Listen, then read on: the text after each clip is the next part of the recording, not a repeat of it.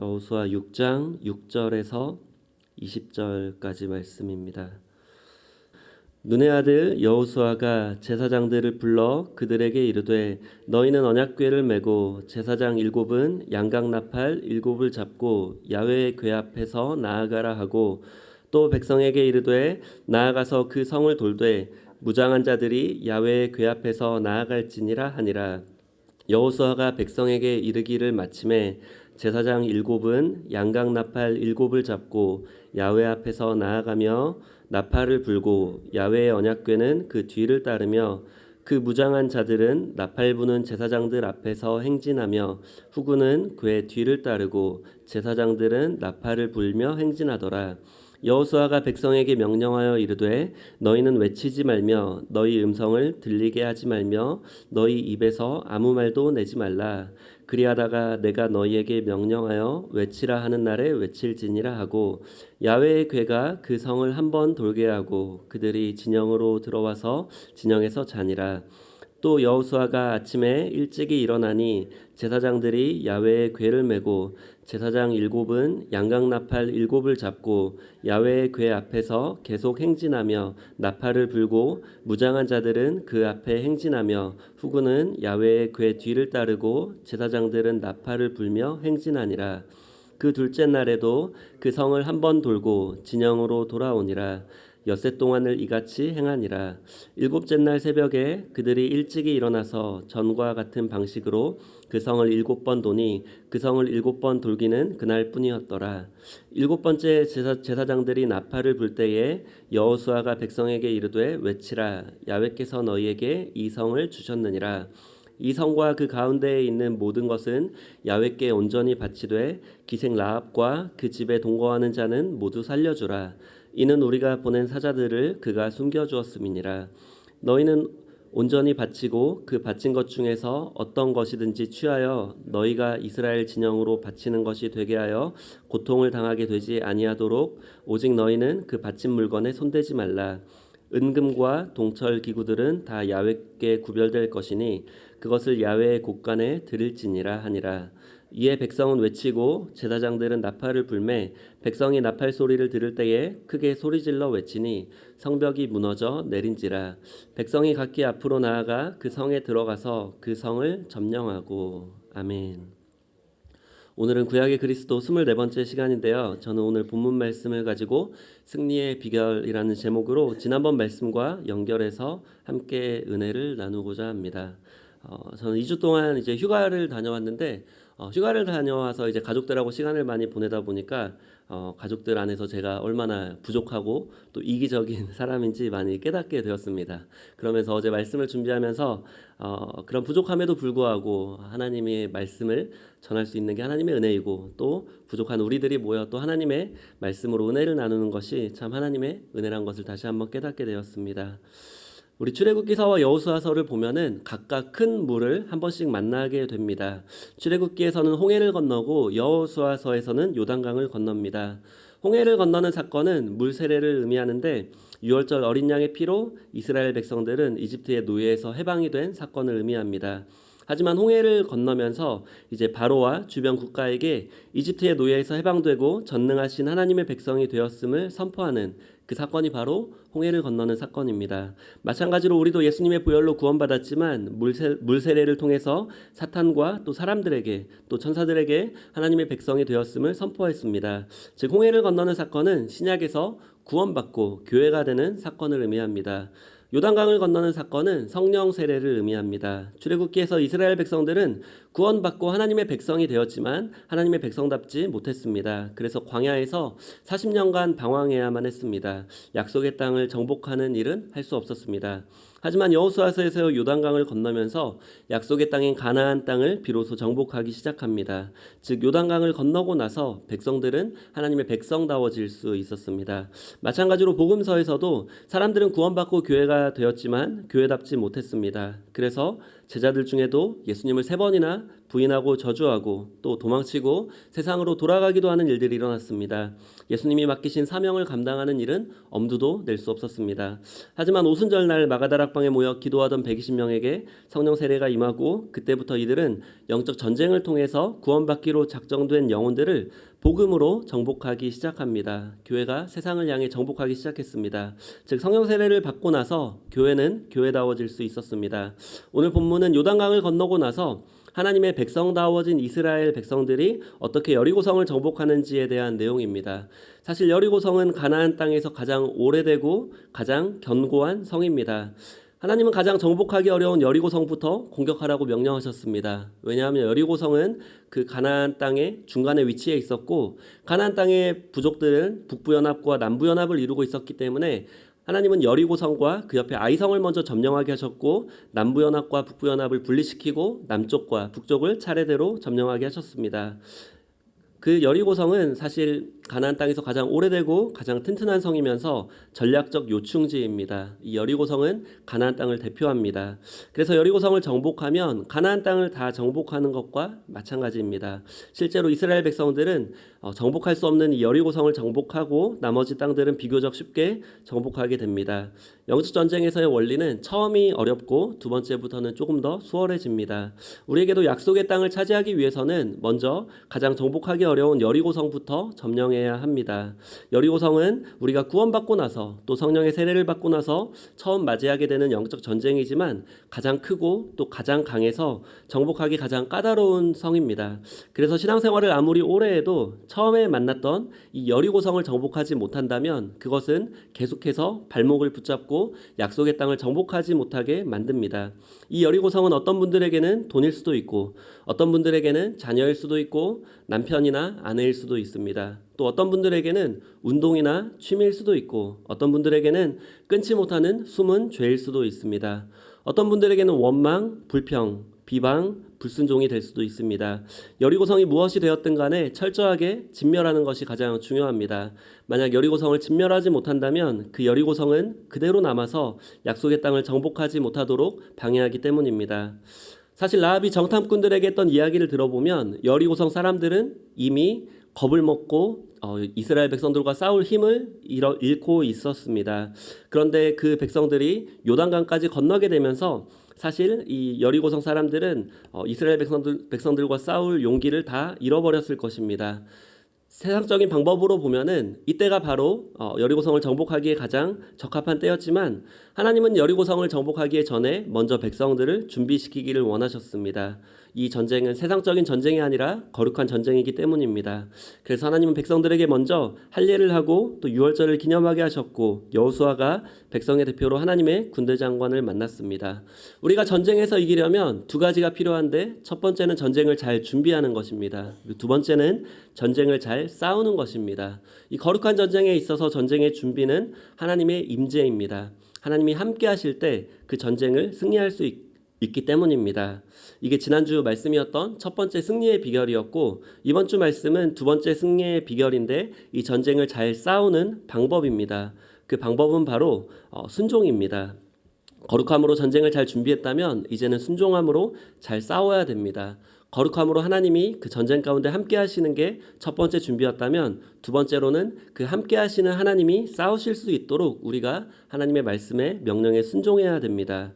여호수아서 6장 1절에서 2절을 보면 사실 승리는 이미 정해져 있었습니다. 우리 여호수아서 6장 1절에서 2절 함께 읽겠습니다. 이스라엘 자손들로 말미암아 여리고는 굳게 닫혔고 출입하는 자가 없더라. 야훼께서 여호수아에게 이르시되 보라 내가 여리고와 그 왕과 용사들을 내 손에 넘겨주었으니 사실 전쟁은 아직 시작되지 않았지만 여리고성 백성들은 이미 그 성이 튼튼함에도 불구하고 성을 굳게 걸어 잠그고 있었고 하나님은 이미 그 성을 백성들에게 넘겨주셨습니다. 여리고성 이 전투에서 이스라엘 백성들이 승리할 것을 이스라엘 백성들도 알고 있었고 여리고성 주민들도 알고 있었습니다. 하지만 여리고성 주민들은 끝까지 항복하지 않고 마지막까지 싸웁니다. 이것이 바로 영적 전쟁입니다. 마귀도 예수님께 상대가 되지 않을 것을 뻔히 알면서도 예수님을 시험했습니다. 이미 머리가 깨어진 마귀는 지금도 우는 사자같이 두루다니며 삼킬 자를 찾고 있습니다. 이미 패배한 마귀지만 여전히 우리에게 두려움으로 때로는 달콤한 유혹으로 우리를 넘어뜨리려 하고 있습니다. 그럼 이스라엘 백성들이 어떻게 이 거룩한 전쟁을 싸웠는지 함께 볼 텐데 왜 여리고성이 무너졌는지 우리는 먼저 생각해 봐야 됩니다. 여리고성 주위를 잘 돌아서 무너졌을까요? 아니면 나팔을 잘 불어서 무너졌을까요? 아니면 백성들이 큰 소리로 외쳤기 때문에 그럴까요? 물론 셋 다 맞지만 정답은 아닙니다. 왜냐하면 정답은 하나님께서 지시하시는 대로 따랐기 때문에 그 여리고성이 무너졌습니다. 거룩한 전쟁을 싸우는 방법은 바로 순종입니다. 세상의 전쟁에서 준비와 또 방법은 매번 다르고 복잡합니다. 하지만 거룩한 전쟁을 준비하고 싸우는 것은 항상 같고 단순합니다. 거룩함으로 준비하고 순종함으로 싸우는 것입니다. 그럴 때 하나님이 함께 하시고 하나님이 직접 싸우실 수 있습니다. 우리가 싸우게 되는 영적 전쟁도 마찬가지입니다. 우리가 항상 준비해야 될 것은 거룩함이고 또 싸워야 될 무기는 순종입니다. 그럴 때 하나님이 우리와 함께 하시고 우리에게 맞서 있는 모든 영적 전쟁에서 승리하게 하십니다. 이 순종은 우리가 다 알고 있는 방법이지만 사실 쉽지 않습니다. 본문에도 보면 이 순종이 쉽지 않은 것을 알 수 있는데 거기에는 영적인 원리와 의미가 담겨 있는 것 또한 우리는 알 수 있습니다. 하나님은 첫 번째로 먼저 언약궤를 메고 성 주위를 돌라고 명령하셨습니다. 사실 여리고성 전투 이전에도 이 백성들은 주변에 이 부족들과 싸움이 있었습니다. 그런데 그 싸움은 모두 칼과 창을 들고 싸우는 싸움이었습니다. 물론 하나님의 도우심이 있었지만 실제로 그들은 전쟁에 싸워야 했습니다. 그런데 하나님은 이번에 언약궤를 메고 하루에 한 번씩 또 일곱째 날에는 7번을 돌라고 명령하셨습니다. 여기서 언약궤는 하나님의 말씀, 곧 하나님의 임재를 상징합니다. 백성들은 하나님이 직접 싸우신다는 것을 기억해야 했고 하나님이 명령하실 때까지 그때를 기다리는 인내가 필요했습니다. 하나님의 때를 기다리는 인내야말로 어쩔 때는 가장 큰 순종이 될 수 있습니다. 두 번째로 성 주위를 돌 때 제사장들은 양각 나팔을 불어야 했고 백성들은 아무 말도 하면 안 됐습니다. 백성들은 하나님의 명령에 따라 성 주위를 돌아야 하는데 이때 성 주위를 돌 때 이 여리고성에서 언제 공격이 들어올지 모릅니다. 조용히 돌아도 위험할 텐데 이 하나님은 제사장들에게 양각 나팔을 불면서 성 주위를 돌라고 명령하셨습니다. 이 성의 규모와 이 백성들의 인원을 봤을 때에 성 한 바퀴를 도는데 최소 2-3시간은 걸렸을 것입니다. 이 도는 내내 위험한 상황에서도 양각 나팔을 불어야만 했습니다. 그리고 반대로 백성들은 아무 말도 하면 안 됐었습니다. 이때 불었던 이 양각 나팔은 양의 뿔로 만들어진 나팔인데 이 나팔은 사실 예배 때 불던 나팔이었습니다. 사실 전쟁에서 불던 나팔은 금속으로 된 나팔이었는데 하나님은 예배 때 부는 나팔을 이 전쟁에서 불라고 명령하셨습니다. 그리고 백성들은 아무 말도 하지 못하게 하셨습니다. 사실 이스라엘 백성들이 광야에서 방황했던 이유는 백성들의 입에서 나오는 원망과 불평 또 하나님에 대한 의심 때문이었습니다. 그래서 하나님은 입을 막았고 또 여리고성에는 하나님이 받아야 될 영광을 우상들이 다 받고 있었습니다. 하나님은 그 땅의 예배부터 회복시켜 주셨습니다. 세 번째로 7째 날, 그 마지막 날에는 7바퀴를 돈 후에 제사장들이 양각 나팔을 길게 불어야 했고 백성들은 큰 소리로 외쳐야 했습니다. 사실 한 바퀴 한 바퀴 돌 때마다 처음에 여리고성의 주민들은 신기해서 쳐다봤을 것이지만 나중에는 서서히 조롱도 했을 것이고 나중에는 공격할 타이밍을 기다렸을 것입니다. 그런데 마지막 바퀴에 7바퀴를 돌고 그때 큰 소리로 외치고 양각나팔을 길게 불었다는 것은 전쟁을 선포하는 것인데 그때는 오히려 적의 공격을 받기 그런 위험에 처했을 것입니다. 하지만 하나님은 그 가장 위험한 순간 그 여리고성의 모든 주민들을 성 위로 올라가게 하고 또 모든 군사들이 싸울 준비를 마친 채 성 위로 올라가게 한 순간에 그 성을 단번에 무너뜨려 주셨습니다. 여리고성이 발견된 역사적인 흔적을 보면 가장 튼튼했고 또 가장 거대했지만 그 성의 무너진 흔적은 한 번에 동시에 무너진 흔적이었습니다.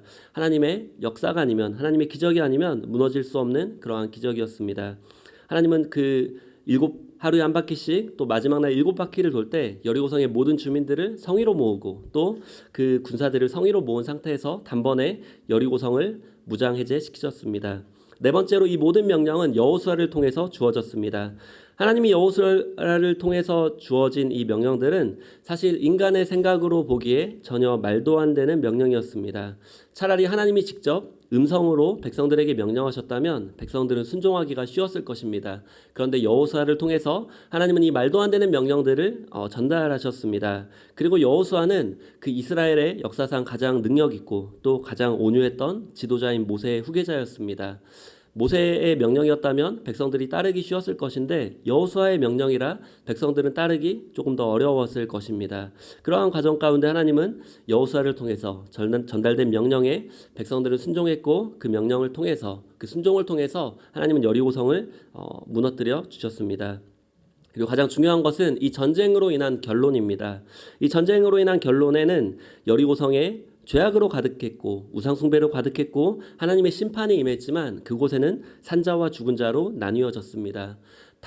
그 라합과 함께했던 가족들은 구원을 받았지만 그 여리고성의 모든 주민들은 하나님의 심판을 받아야 했습니다. 그것은 사람뿐만 아니라 그 땅에 있는 가축도 마찬가지였습니다.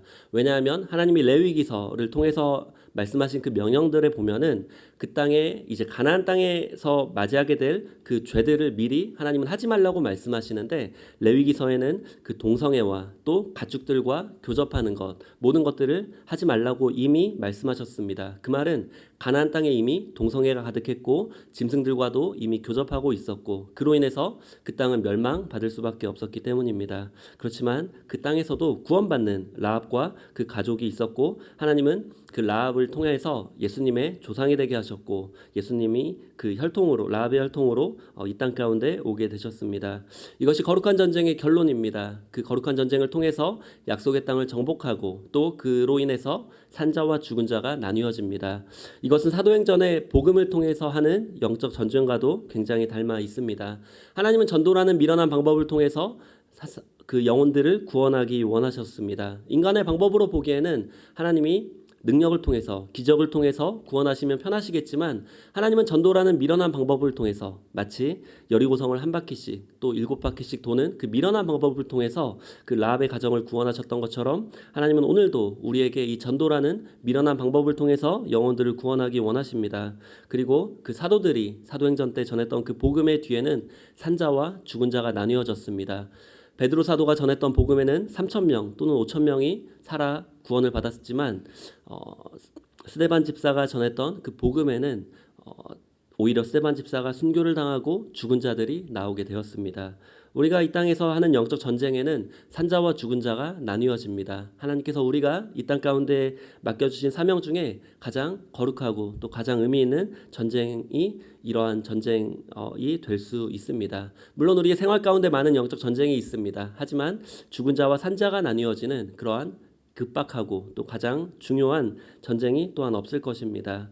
오늘 말씀을 마치겠습니다. 거룩함으로 영적 전쟁을 준비하고 또 순종함으로 영적 전쟁을 치러서 잃어버린 영혼들을 주님께 인도하고 또 하나님께 칭찬받으시는 저와 여러분이 되시길 예수님의 이름으로 간절히 축원합니다.